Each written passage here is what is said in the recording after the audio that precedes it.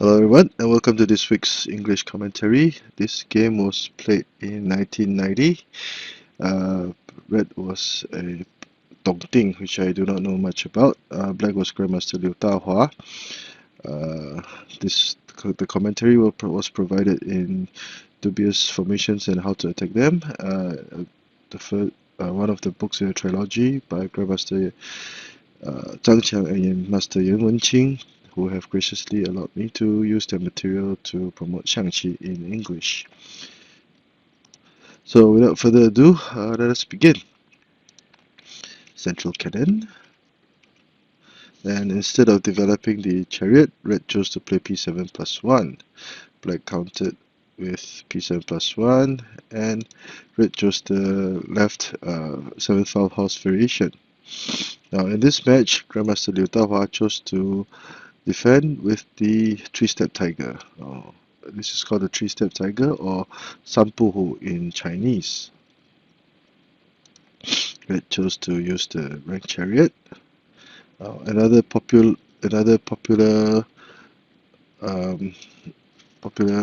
counter would be to play c8 plus 2, because once red played the 3-step tiger, one of his most common moves to continue would be to go for the cross riverbank rank chariot. Now with c8 plus 2, that would be prevented. Now black will usually counter with e3 plus 5, consolidate his defense, and black will still have a very playable position. So back to the game, red chose to play r1 plus 1, black went for the cross riverbank cannon chariot, and e7 plus 9 was played. Now this is also a steadfast counter. Another way for red to play this position would be to attack the central file directly. Now the horses will be prepared to link, and usually black will counter with the deferred opposite direction cannons.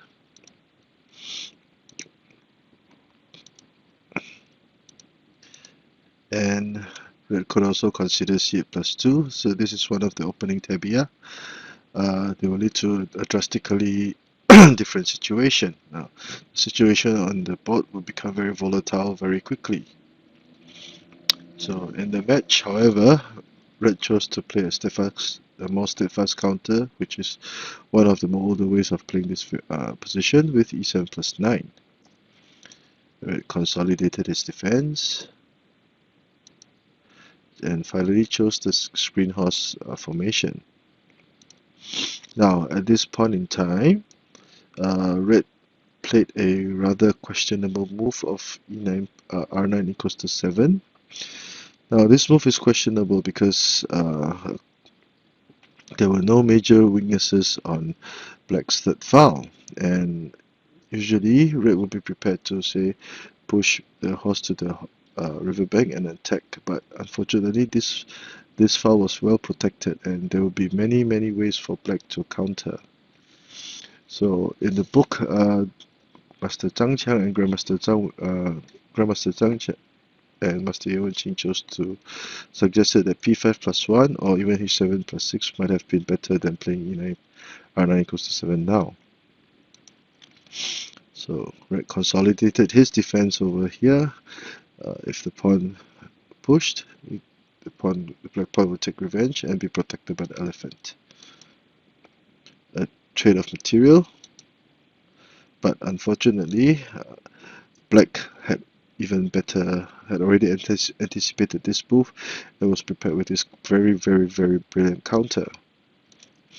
Now this move was very powerful because if red would now be placed in a dilemma. If he accepted the trade, the cannon would capture, and black would suddenly be able to amass 3 major pieces targeting this flank. Now, obviously, the red horse cannot capture the black cannon, or red would lose his chariot. So, red would be placed in a dilemma. And if he refused to trade chariots, he would have to move the red chariot away, and this would result in a loss of initiative. So in the comments given the book, suggested this was a very subtle, soft, but very powerful attack. And I likened it to Muhammad Ali's style of attacking with fly like a butterfly and sting like a bee. This move would be a very good manifestation of that ideology. And because of the sudden ambush that Black played, Red lost his cool, and he made a serious blunder with 6+1. Now this is a very serious blunder because by playing the chariot to this position, it was now vulnerable to attacks by the black horse. Black could simply play p3+1, and Red would lose even more initiative. But otherwise, it would seem that Red would not have any better alternatives either. For example, if he played r6+1, r6-1, Black would retreat the cannon. And as can be seen, Black's pawn and chariot combination on this flank would now be causing a lot of trouble. If the pawn advanced, the red chariot would be lost. And if it did not, the black pawn would just charge forward and become a major threat. The red horse can forget about developing from the central file because the pawn could simply traverse and capture it. So black would have the advantage. Now what about r6-2 to trade material? Of course, black could also play c8-4 to defend for a while before charging attack.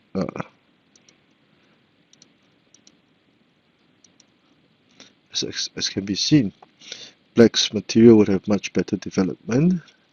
The threat of p7+1 would be a major issue because red would be forced to fly his elephant to the edge file and thus weakening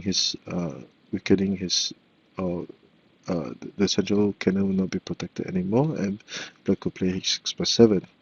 So black would have gone from strength to strength if red accepted the trade. So unfortunately, red perhaps made one of the worst or the least desirable moves in this match. Immediately, the Grandmaster advanced the pawn, threatening to capture the chariot as planned, as mentioned earlier. And again, the red chariot was now forced to move, and red would have lost initiative in this situation. Now, black was very patient, and he took his time by retreating his cannon to the third rank, whereby he could be prepared to play c2 equals to 3 and thus even target the chariot in this situation. This was a very sound move. Now it would be a wrong idea to play c2-5 because red would immediately counter and the black chariot would now be captured. Now let's say if black retreated, red will be in a very powerful situation at this point in time. The congestion over here is terrible, and there will be many potential problems that could arise for black. So that is why c2-5 would be a mistake, and only c2-4 will be correct because the black chariot will now have an extra few intersections to move. So the game will now enter early beacon phase. Capturing, counter capturing, and black will now gain a rather desirable position. Red will try to maneuver his way out of trouble, but black would simply offer a trade of material.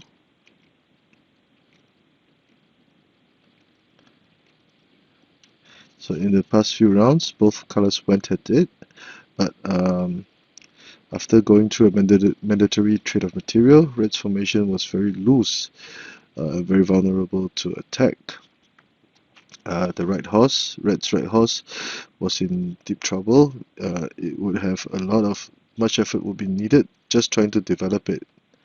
So it is obvious that at this point in time, black would have the advantage firmly in hand.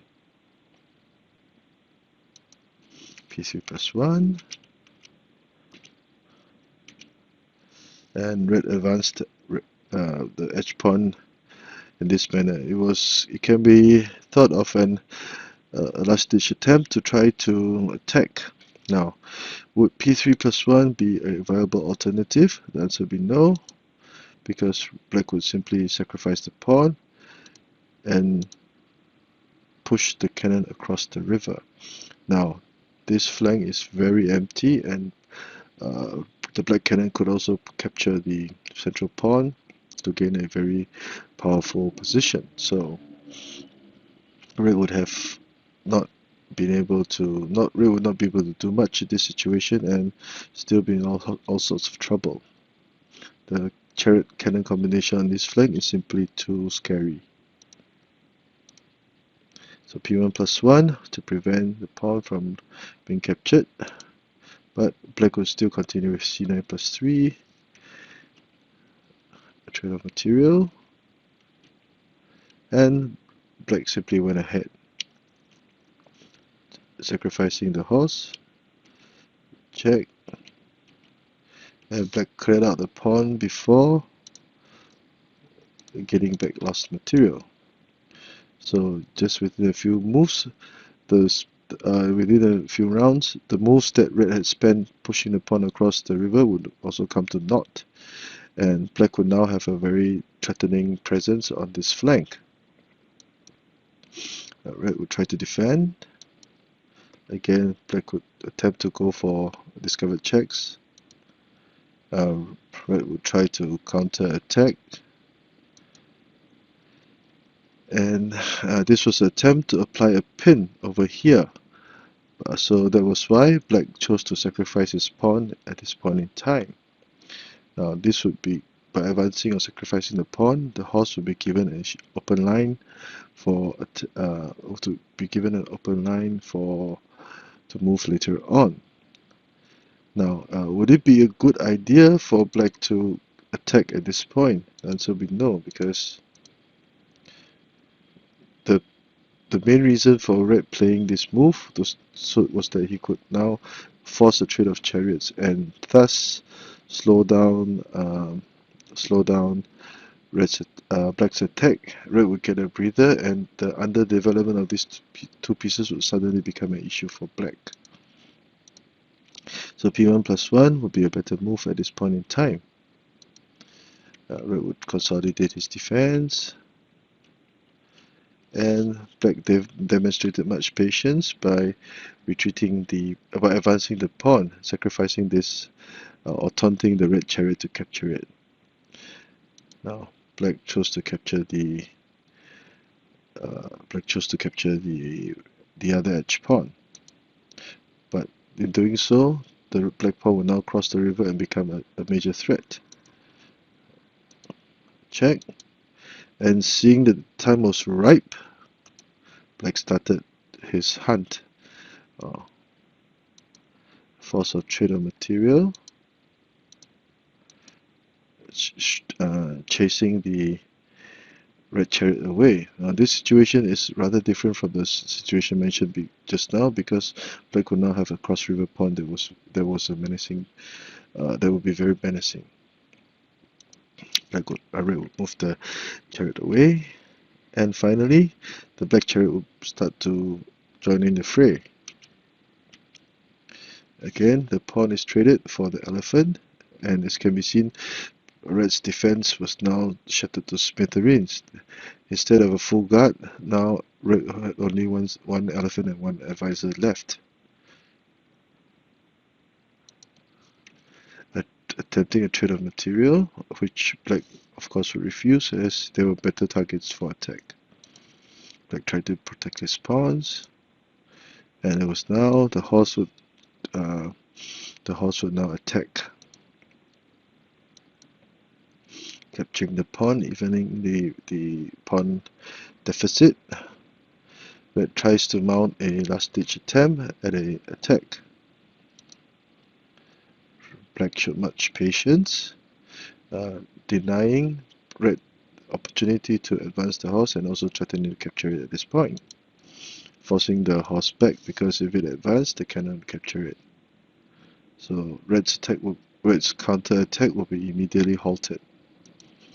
And black took his time, protected his central pawn so that he would ensure that he would have a winning position. Black tried to capture the horse. Again, more patience is shown.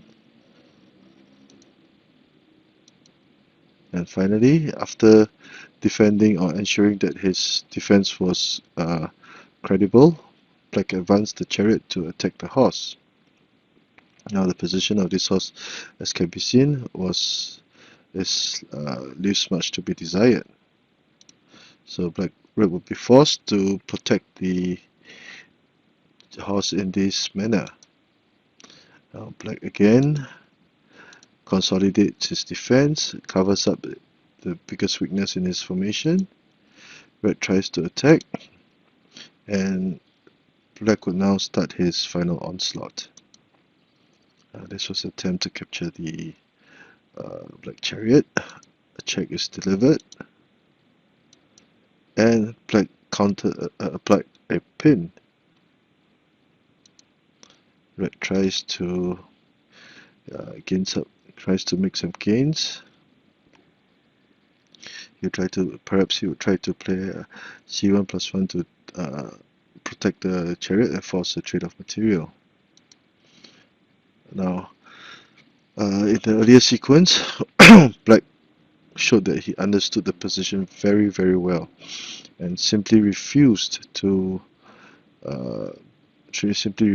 give red a breather. And the weak defense and poor positioning of red's the pieces and formation would now be a very significant issue that red would have trouble trying to cover up. Basically, this would be the start of the end for red. Red tried to deliver a check. As can be seen, black's defense was simply impeccable. Now this move was played so that red would be prepared to trade chariots if possible. Now, of course, black would have nothing to do with it. Again, red tried to force a trade of material, but the horse was simply too fast and powerful. And again, the horse cannot move. A trade of material will not happen, and black would now be threatening to capture the pawn. Now, red tried to salvage his situation. There was still if he captured the pawn, if the horse moved away, black thought that he could capture the elephant and maybe gain back some lost material. Unfortunately for red, the black horse would now be prepared to go for the pale corner horse attack. Check. A brilliant check.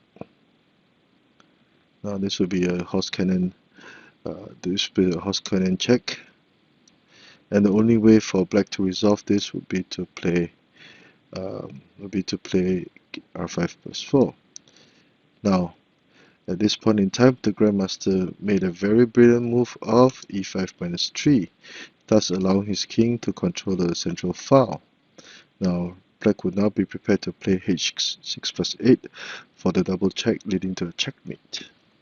So, at this point in time, seeing that everything was futile, red resigned. So, a short recap of the game. Central cannon, left 3-step tiger, rank chariot, and elephant variation. So far so good. Black consolidated his defense, and red made this very dubious move, where there will be major repercussions. Black consolidated his defense. Attempting a trade of chariot was already anticipated by black, who countered brilliantly. And because of the pressure, red made another serious blunder with r6 plus 1. As can be seen, the red chariot moved too many times early in the opening, and black would now have claimed the initiative away. Retreating the cannon was to prevent capture and also allow black to control this file.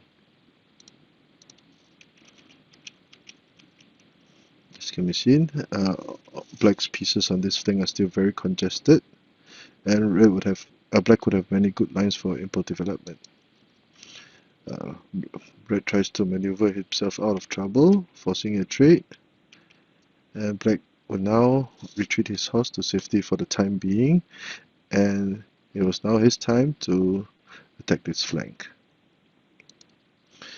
Trade, of course, black would not accept, and the horse will now jump into action. An attempt to prevent capture, but black would have none of it, threatening to capture the chariot. Counter capture, but black would have a check and move his horse to safety, still going to trade material. A check. A series of discovered checks would see that black would not even a deficit, command this flank, and be prepared to do more damage. A defensive prophylactic move. Black sneaks the pawn across the river. Check. And now black will start destroying the red defense. Forcing a trade of material, retreating for defense temporarily. And black decided to trade his pawn for the elephant, thus further weakening red's defense. Trade of material. Black evens the pawn deficit, and red tries to attack from the center. But black could retreat his horse for defense, threatening to capture the red horse.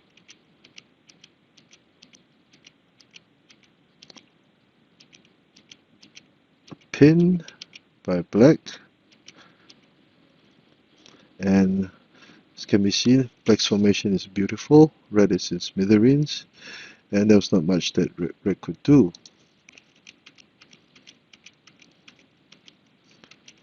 And a brilliant check, black would be faster in the kill. Horse cannon, and black chose to sacrifice his cannon in this manner, threatening to go for kill with this move. Let's say if black captured the cannon, red would deliver a check, and checkmate. So that was why red resigned. I hope you've enjoyed this game as much as I have, and I wish you all the best in this new year. And if you like the work that I've been doing, please subscribe to my channel and give me a thumbs up for this video. Thank you.